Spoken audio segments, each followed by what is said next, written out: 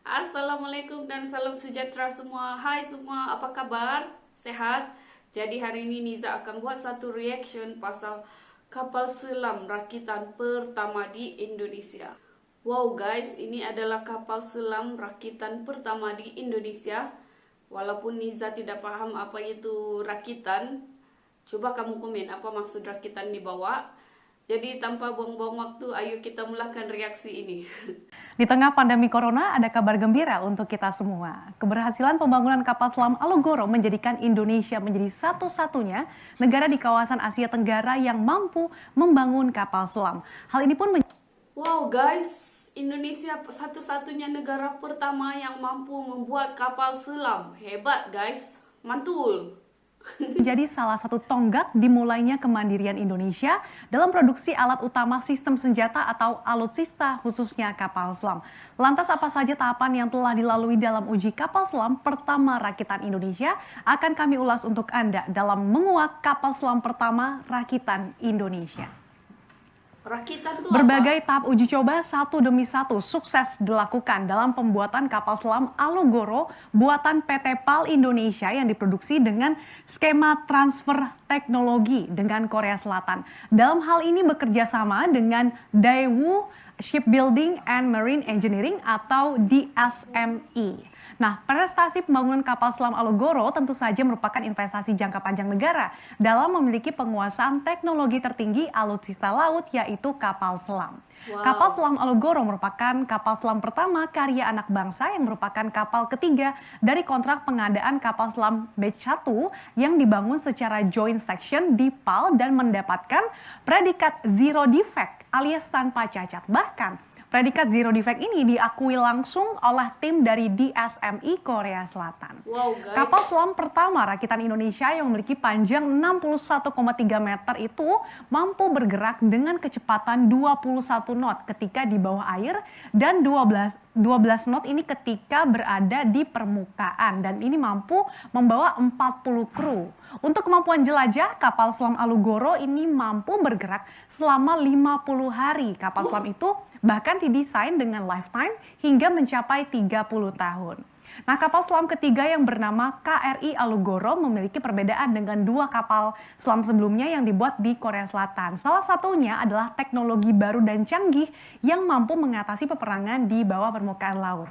Nah, dalam RAPBN 2021, pemerintah menyiapkan anggaran melalui skema penyertaan modal negara atau PMN kepada PT PAL Indonesia untuk pembangunan atau pengembangan kapal selam yang mencapai 1,3 triliun rupiah. Selain sebagai upaya untuk mendukung teknologi pembangunan kapal selam, ini juga demi meminimalisir ketergantungan terhadap industri alutsista dari luar negeri. Setelah kapal selam Alugoro rampung, pemerintah Indonesia memang berencana menambah lagi 3 kapal selam melalui proses perakitan oleh PT PAL Indonesia kerjasama dengan Korea Selatan di Surabaya, Jawa Timur. Terbaik, Kita lihat lagi di slide selanjutnya. Jadi pada 24 Oktober 2019, PAL Indonesia berhasil melaksanakan tahapan first trimming test pada kapal selam Alugoro di dermaga kapal selam PAL. Nah, ini merupakan tahapan yang sangat krusial dalam menguji keseimbangan kapal selam, baik di permukaan maupun di bawah permukaan air. Nah, kapal selam Alugoro telah memenuhi syarat kestabilan di permukaan dan pada saat menyelam. Tes ini membutuhkan kondisi perairan yang tenang dan memiliki kedalaman antara 15 hingga 18 meter. Keberhasilan tahapan first trimming test kapal selam Alugoro itu merupakan pengalaman pertama Indonesia. Soalnya kapal selam Alugoro merupakan kapal selam pertama karya anak bangsa yang dibangun atau dirakit. Oh, jadi ini kapal selam pertama di Indonesia, hasil daripada orang Indonesia. Di PAL Indonesia. Fase ini merupakan tes pertama untuk menyelam sebelum dilakukan tes di laut lepas. Kapal selam Alugoro harus menjalani beberapa tahapan tes lain seperti Sea Acceptance Test atau SAT atau tes berlayar di perairan terbuka hingga tahapan final completion sebelum akhirnya dapat beroperasi penuh atau commissioning. Kemudian pada Januari 2020, kapal selam Alugoro menjalani tahapan Nominal Diving Depth atau NDD di perairan utara Pulau Bali. Ini NDD merupakan bagian dari 53 item Sea Acceptance Test atau SAT kapal selam Alugoro. Tahapan NDD ini pun dinyatakan berhasil karena kapal selam Alugoro berhasil menyelam hingga kedalaman 250 meter. Nah, tahapan NDD ini sangat penting karena setelah tahapan NDD berhasil dilaksanakan, ini dapat disimpulkan kalau 90% proses pembangunan kapal selam telah berhasil. Nah, kemajuan pembangunan kapal selam ini pun mendapat perhatian Presiden. Pada 27 Januari 2020 lalu, Presiden Jokowi meninjau langsung dan memasuki kapal selam Alugoro serta fasilitas produksi kapal selam yang dimiliki oleh PAL Indonesia dan berharap suatu saat Indonesia mampu membuatnya secara mandiri. Selanjutnya pada 4 Maret 2020, kapal selam Alugoro berhasil menjalani tahap uji Tactical Diving Depth atau TDD hingga kedalaman 310,8 meter.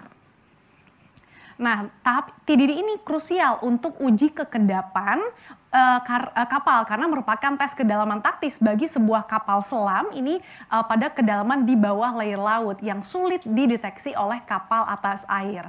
Tahap TDD merupakan bagian dari 53 item Sea Acceptance Test kapal selam Alugoro. Kemudian terbukti kapal selam Alugoro ini dapat mempertahankan kekedapan pada kedalaman 300 meter dengan tekanan lingkungan pada kedalaman tersebut sebesar 30 bar.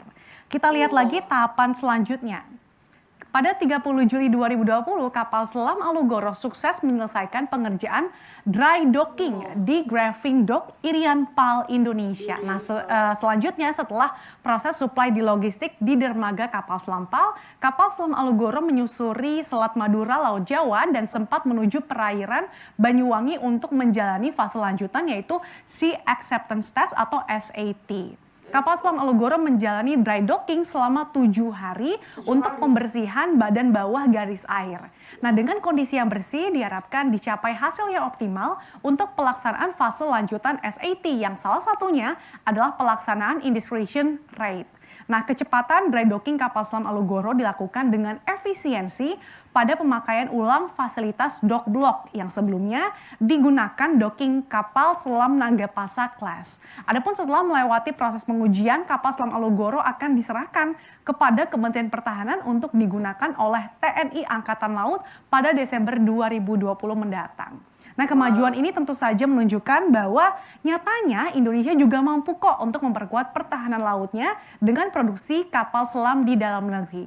Semoga saja prestasi ini dapat semakin memperkuat pertahanan negara dan membuat daya tempur nasional semakin diperhitungkan.